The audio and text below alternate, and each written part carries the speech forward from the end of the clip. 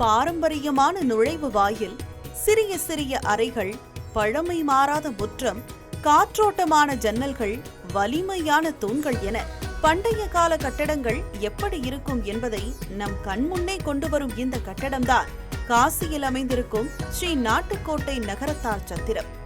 உலகின் மிகவும் பழமையான நகரமான காசியில் கடந்த 1813ஆம் ஆண்டு நிறுவப்பட்ட இந்த சத்திரம் தமிழகத்தையும் காசியையும் இணைக்கும் இடமாக மட்டுமல்லாது பக்தி, பண்பாடு ஆகியவற்றின் தொன்மையான இடமாகவும் விளங்கி வருகிறது.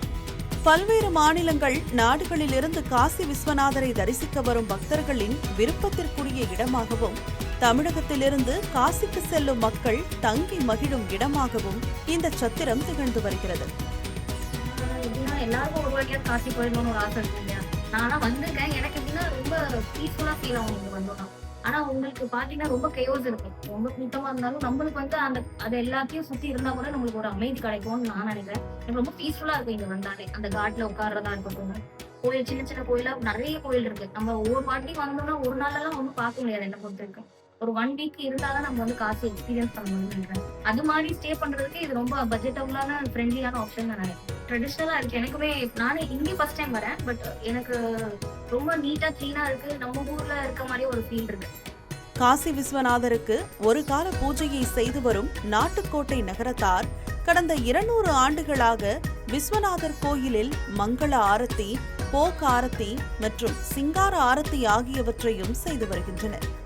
விஸ்வநாதருக்கு மட்டுமல்லாமல் காசி விசாலாட்சி, நாகேஸ்வர், பாதாள ஈஸ்வரர் என பல்வேறு தெய்வங்களுக்கான சேவையையும் நாட்டுக்கோட்டை நகரத்தார் செய்து வருகின்றனர்.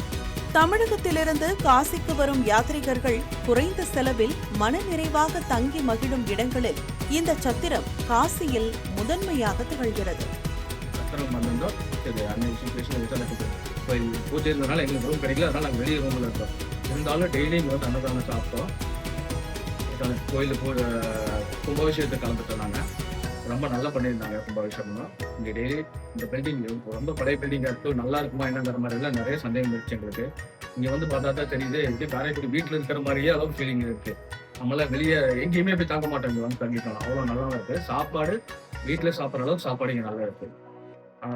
இந்த சத்திரம் விட்டு வெளியே வந்தோம்னா காசி ரொம்ப யோசிச்சுதான் வந்தேன். நார்த்து சவுத்து ரொம்ப டிஃப்ரெண்ட் இருக்கும் இங்கே வர்றப்போ அப்படிங்கிற மாதிரி எதிர்பார்த்துருக்கேன். ஆனால் கோயிலுக்குள்ளார போகிறப்போ அந்த வைப்ரேஷன் நமக்கு அந்த ஃபீல் நல்லாவே இருந்தது.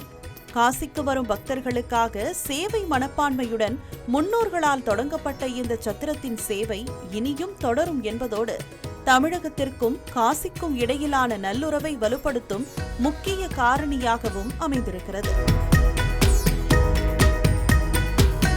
தமிழ் ஜனம் செய்திகளுக்காக காசியிலிருந்து செய்தியாளர் நாகராஜன்.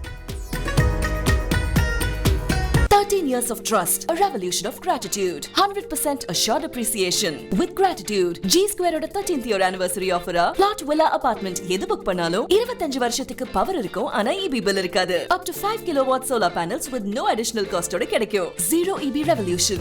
To book, call 8939710009.